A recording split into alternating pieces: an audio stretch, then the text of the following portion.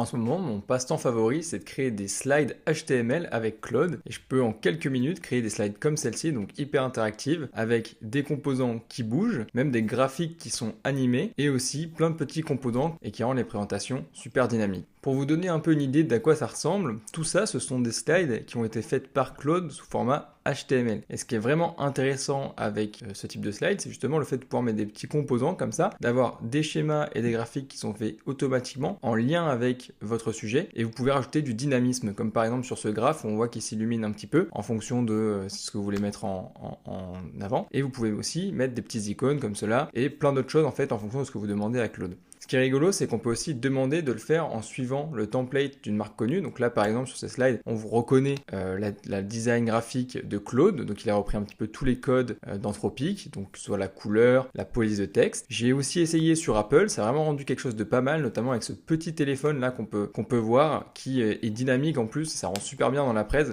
Honnêtement, une deuxième application, c'est avec Figma que j'ai essayé, donc pour ceux qui connaissent. Encore une fois, ça a repris les différents composants de Figma, donc le violet avec le blanc. Et un dernier, j'ai aussi tenté avec Uber, donc on voit cette petite animation de voiture. Il y a pas mal de slides sur le truc, donc voilà, différentes animations, vous voyez, en fonction du thème, des heatmaps. Honnêtement, c'est un rendu qui est très très professionnel, je trouve. Et mon dernier exemple, c'est sur Spotify, donc on reconnaît la couleur un peu verte et le lien avec la musique, avec justement la barre de son qui monte et qui descend. Donc vraiment, c'est assez bluffant et je pense que pour créer des présentations qui sont un peu impactantes, mémorables et qui rajoutent du poids au discours. Donc il y a 3 niveaux dans la création de slides HTML avec Claude. Le premier, c'est vraiment de mettre en place certains skills qui vont permettre justement de créer ça. Le deuxième, c'est de le tourner à votre façon avec votre charte graphique. Et le troisième, c'est de réussir à créer des composants dynamiques comme ceux que je vous ai présentés, qui sont vraiment intéressants et en fonction du sujet que vous voulez traiter, vous pouvez les modifier. Si vous avez encore jamais utilisé Claude, il faut télécharger la version bureau pour pouvoir utiliser ce que je vais vous présenter. Donc vous pouvez vous rendre sur le lien de Claude Downloads et puis vous le téléchargez. Il y a 3 fenêtres que vous allez retrouver une fois que vous ouvrez l'application. Il y a le chat qui est un peu le chatbot un peu généraliste comme ce que vous pouvez avoir sur Gemini et ChatGPT. Vous avez le cowork qui permet de travailler dans vos fichiers et de mener des actions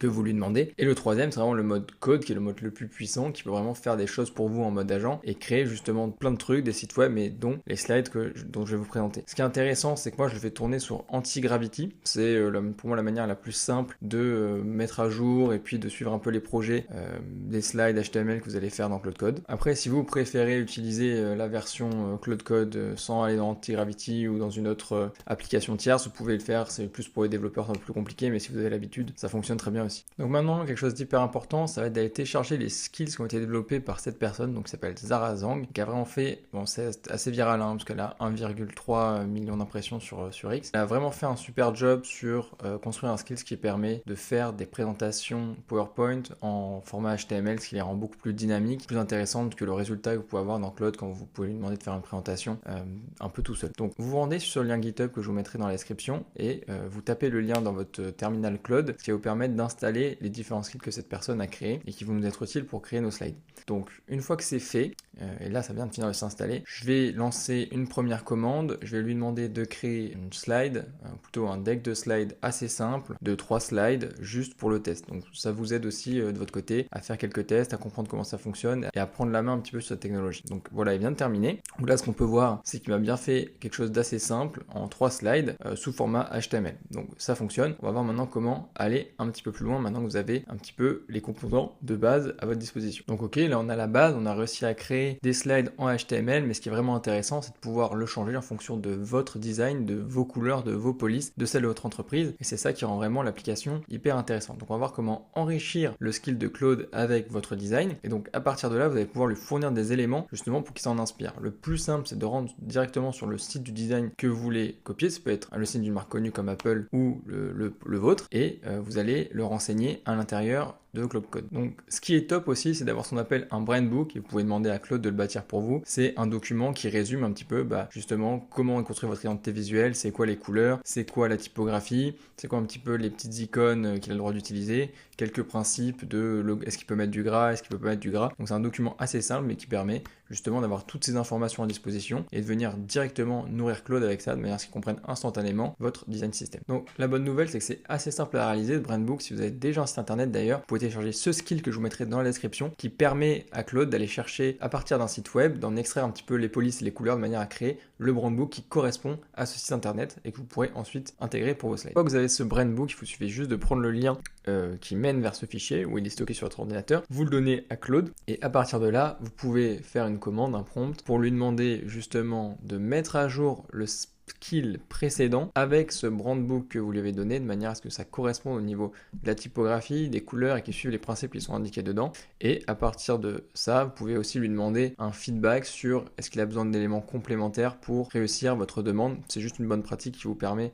justement d'aller vraiment au bout des choses et d'avoir un résultat qui soit beaucoup plus pertinent par rapport à ce que vous avez en tête. Donc là, ce qu'il va faire, c'est qu'il va prendre en compte notre feedback et il va terminer de mettre à jour le skills qu'on a fait précédemment pour y ajouter notre brand system. Et ensuite, ce qu'on va lui demander, c'est assez simple, c'est de mettre à jour les slides qu'on lui a demandé de faire juste avant avec justement le design system qu'on vient de lui fournir. Donc là, ce qui est incroyable, c'est qu'on voit bien la différence entre les slides d'avant et les slides qu'il nous a fait maintenant avec l'application justement du brandbook qu'on lui a fourni. Donc c'est vraiment très intéressant pour réussir à passer de slides un générique que tout le monde peut avoir à une slide qui soit vraiment personnalisée par rapport à votre entreprise ou qui reprend des codes que vous aimez bien. Maintenant, l'idée, c'est d'aller un petit peu plus loin. Donc maintenant, on a des slides qui sont personnalisés par rapport à votre brandbook, mais ce qui peut être intéressant pour rendre la présentation plus engageante et plus impactante, c'est d'ajouter ce que je vous ai montré, ces petits ajouts là dynamiques que tu pouvais avoir dans ta présentation. Je vous montre là une librairie de différents schémas dynamiques qui ont été créés en amont et que tu peux réutiliser dans ton équipe ou dans tes présentations pour voir un petit peu toute la palette en fait qui s'offre à toi une fois que tu sais les créer toi-même. Tu peux les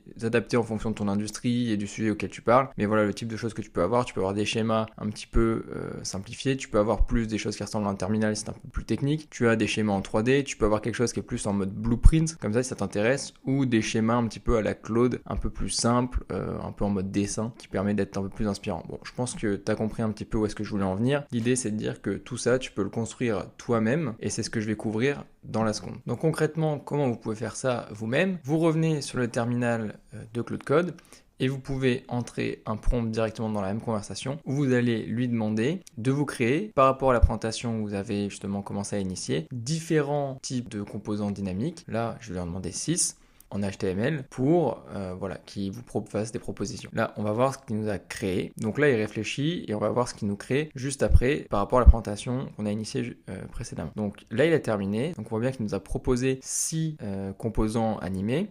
Il y en a un qui est sur comment fonctionne un token, un sur la fenêtre de contexte. On voit qu'il y a une espèce de heatmap sur le prompt et on voit même le spectre, enfin l'autonomie d'un agent avec les différents niveaux, la loupe agentique. Je pense que c'est vraiment intéressant et vraiment pas mal. Et après, vous pouvez retravailler avec lui ces différents composants HTML si jamais ça vous convient pas et vous voulez quelque chose de plus précis. Si par exemple vous n'êtes pas satisfait du résultat, vous pouvez retourner dans la fenêtre et lui dire justement écoute, j'aimerais quelque chose de plus précis, j'aimerais des schémas avec des linéaires, des line charts. Est-ce que tu peux m'en proposer 3 nouveaux différents par rapport à tout ça? Et là il va revenir avec de nouvelles propositions et on voit qu'il nous a bien proposé différents schémas. Donc on peut retrouver un peu sur Excel, mais bien sûr en beaucoup plus dynamique et beaucoup plus intéressant que ce que vous auriez pu avoir sur PowerPoint ou Excel. Donc n'hésitez pas à jouer avec lui justement pour tester et affiner un petit peu les résultats des composants en fonction de ce que vous aviez en tête. Donc après, si un élément que vous aimez bien, par exemple cette espèce de graphique là, vous pouvez retourner dans la fenêtre avec Claude et lui dire retravaille les slides maintenant en utilisant les différents composants dynamiques qu'on vient de créer ensemble.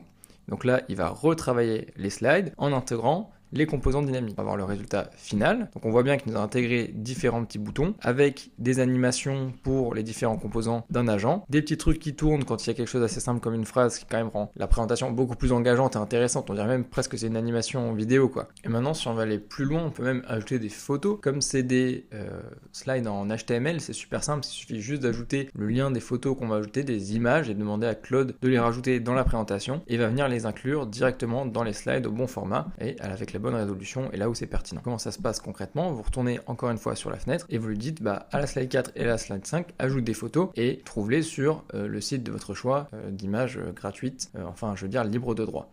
Et à partir de là, vous pouvez appuyer sur Entrée et lui, il va aller rechercher les différentes photos et les ajouter dans votre PowerPoint. Voilà, c'est comme ça que je crée des superbes slides en HTML en quelques minutes avec Claude Code. Si ça t'a été utile et que ça t'intéresse, n'hésite pas à t'abonner et à mettre un like et à m'indiquer également dans les commentaires si tu veux que je couvre quelque chose de particulier sur Claude Code dans les jours à venir. Ciao!